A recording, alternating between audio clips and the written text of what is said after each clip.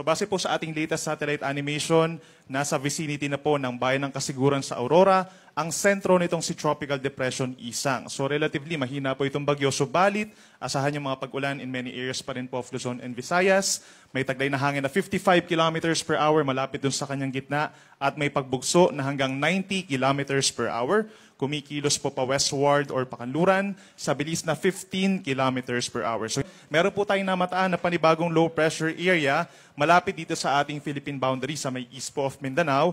Nasa higit 1,000 kilometers po silangan ng southeastern Mindanao.